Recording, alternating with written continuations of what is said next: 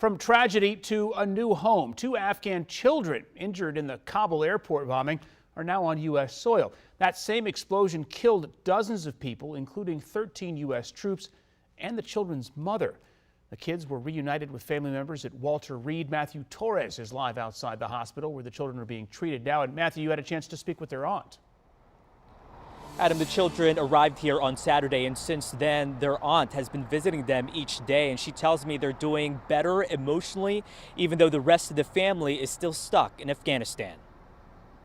An overwhelming sense of relief and excitement for a family from Alexandria. Farishta, who only wants to go by her first name, hugging her 13-year-old nephew and 8-year-old niece at Walter Reed. That was the best moment of my life forever. It's at the hospital where the siblings are being treated nearly 2 weeks after a suicide bombing outside the Kabul airport injured them and ripped them away from their family. The explosion killing 85 people, including their mother and 13 U.S. troops. They were so scared, and also it was so hard for me to leave the room because they didn't let me to go. But Farishta says they're feeling more confident and relaxed. They arrived here by way of Andrews Air Force Base in the Landstuhl Regional Medical Center in Germany. With them the entire time is their teenage neighbor who picked up the kids after the explosion, carried them to the gate of the airport where the U.S. military let them in. I will bring the soup because yesterday they requested me to make soup for them. Farishta asked retired Air Force Lieutenant General John Bradley for help. He runs the Lamia Afghan Foundation, which has built schools, medical clinics, and provided aid to Afghanistan for more than a decade. We tried through the White House to get the